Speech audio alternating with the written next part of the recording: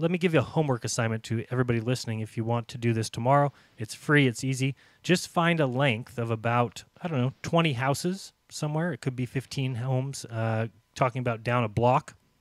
And just stand there and look down that street and then lay down and put your head to the ground and watch the cars that are 15 or 20 houses away disappear from the bottom up. And I have a problem with that. Okay. Because if the street has any sort of hump to it, and most streets do have some sort of a hump, you can claim that you are putting your head below the level, and so anything on that street that's above your eye will block a massive objects behind it, just like your thumb can block out an entire building. So where do you recommend people do this test? I think the best place to do it would be in the largest Home Depot on the East Coast, Isn't which that happens to be close to a certain David Weiss, friend of the show. It happens to be about a half a mile from my house, just opened a few months ago, and it has pristine, perfectly level, like glass concrete floors. And the middle aisle, it's open till 11 p.m. Nobody's there. And the middle aisle, it's got to be a half a mile long. I mean, it's not a half a mile, but it's really long. Did you happen to see the video that was put up, one of the ones I just saw today by Jose J.G. Gonzalez? That one was amazing. You got to, Can you put a link in the chat? I can and will. Amazing video where he actually was using the light on his cell phone. Is that correct?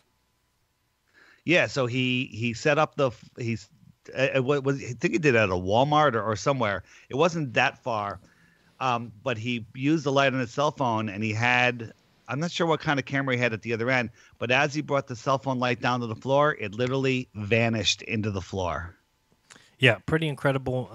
So you guys got to check that out. But it's something that you can really do yourself. Like Dave said, if you have a Home Depot or somewhere that's got a long aisleway. The scary thing is the first argument from the ballers has been that these floors are bumpy, that they are uneven floors, or that they have some sort of curvature to them, which is quite hilarious if you ask me. It kind of shows some desperation. What do you think, Dave? Absolute desperation. These floors, you can put marbles on them; they're not going to go anywhere. And as Nathan so politely pointed out when he had his rumpus on the line or wherever it was, where it disappeared before the camera got to the floor. So that would have to be one mighty hump on this mighty flat floor. Yeah, pretty crazy. I think it always gets me to think that if you picture a long Home Depot and then picture that, keep going. Just keep going. It's a Home Depot that's never ending. It's just a Home Depot forever, that everywhere on that floor a ball earth believer would believe would measure as level. But yet that Home Depot would stretch upside down and come back and hit you in the back of the head after 25,000 miles. But no floor on that entire Home Depot would ever be anything other than level. It seems like such an easy escape, such an easy excuse. It sounds a lot like gravity, the kind of thing that's just employed wherever needed to fix their holes. It sounds a lot like the stars are a minimum of 25 trillion miles away.